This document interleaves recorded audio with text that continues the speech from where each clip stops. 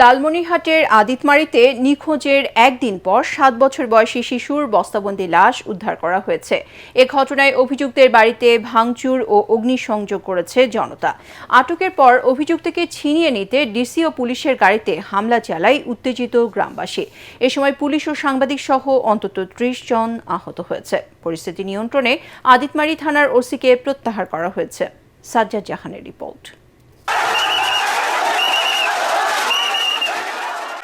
এ ভাঙচুর ও অগ্নিকাণ্ড ৭ বছরের শিশু নন্দিনী রায়ের হত্যার ক্ষোভের বহিঃপ্রকাশ। মঙ্গলবার সকালে লালমনিরহাটের আদিতমারী উপজেলার ফলিমারী গ্রামের একটি ভুট্টা ক্ষেত থেকে নিখোঁজের একদিন পর ৭ বছরের শিশু নন্দিনী রায়ের মরদেহ উদ্ধার করে স্থানীয়রা।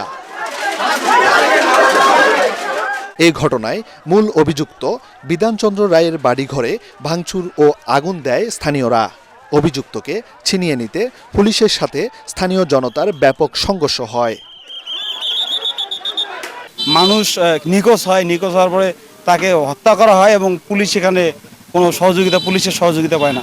এই জন্য পুলিশের উপর একটু জনগণ ক্ষিপ্ত ছিল। ৭ বছরের বাচ্চা একজন নির্যাতন করে মারি ফেলাইছে, এই জন্য তার ফাঁসি হওয়ার দরকার। এ সময় জেলা প্রশাসক, পুলিশ সুপার ও উপজেলা নির্বাহী কর্মকর্তার গাড়ি ভাঙচুর করা হয়। পরিস্থিতি নিয়ন্ত্রণে সাউন্ড গ্রেনেড নিক্ষেপ করে আইনশৃঙ্খলা বাহিনী। সংঘর্ষে পুলিশ ও সাংবাদিক সহ অন্তত ৩০ জন আহত হয়। যখন আমরা সেখান থেকে ফেরত আসার চেষ্টা করি আসামি নিয়ে, তো সেই পর্যায়ে তারা কিন্তু আমাদের সরকারি সম্পত্তির উপর এবং গাড়িগুলোর উপর আক্রমণ করে, ঢিল পাটকেল নিক্ষেপ করে। দায়িত্বে অবহেলায় আদিতমারী থানার ভারপ্রাপ্ত কর্মকর্তাকে প্রত্যাহার করা হয়েছে।